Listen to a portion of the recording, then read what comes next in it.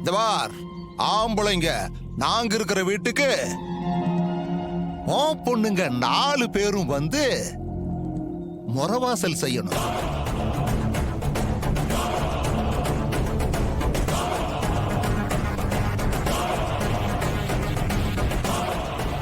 வீட்டு வேலை பார்க்கணும், துணிமணிகளை துவைக்கணும், சமைக்கணும், பாத்திரம் கழுவணும்.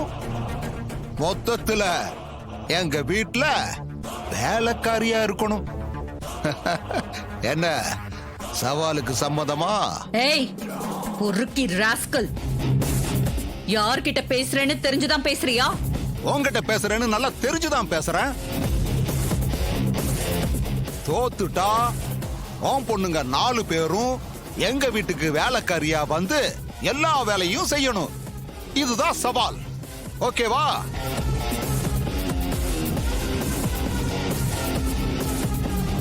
மாமா அக்கா கிட்ட இப்படி ஒரு சவால் விடுவாருன்னு நான் நினைச்சு பார்க்கவே இல்ல. அக்கா வசமா மாட்டிக்கிட்டா. என்ன பண்றான்னு பாப்போம். என்ன சாமுண்டி யோசிக்கிற? என்ன சவாலுக்கு தயாரா? டேய், உங்க முட்டாள்தனமான சவாலுக்கெல்லாம் நான் தயாரா இல்ல. என் பொண்ணுங்களை இதுல இழுத்து விட நான் தயாரா இல்ல. நீ தான் ஜெயிக்க பிறந்தவ மாதிரி வாய்க்கிழிய பேசுவியே, இப்ப ஏன் பயப்படுற? நீ கண்டிப்பா ஜெயிப்பேன்னு நம்பிக்கை இருந்தா சவாலுக்கு ஒத்துக்க வேண்டியதுதானே?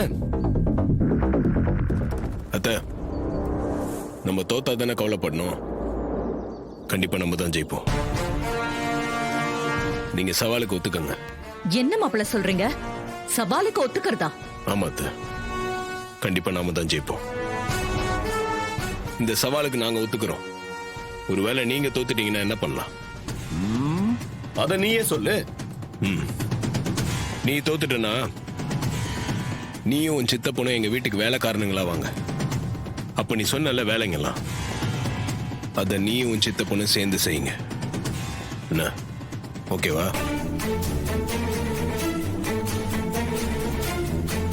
சகல பின்னிட்டப்பா. இவனு ரூட்லயே போயிட்டு இவனுக்கு காப்படிச்ச பத்தியா? ஃபேண்டாஸ்டிக். இவனுக்கு 2 பேர் வந்து நம்ம வீட்டுல வேலை செஞ்சா எப்படி இருக்கும்னு நினைச்சு பார்த்தேன். சிரிப்பா வருதுப்பா. அக்கா, இதெல்லாம் தேவையில்லாத வேலை. நாம ஜெயிக்கிற வழியை பாப்போம். இந்த சவால்லாம் வேணாம். உன் டிரைவர் மாப்பிள்ள பேச்ச கேட்டு சிக்கல்ல மாட்டிக்காத. என்ன சின்னத்த, 1000 தான் இருந்தாலும் உங்க புருஷனை பிரிஞ்சிருந்தாலும் அவங்க மேல லவ் குறையாம இருக்க.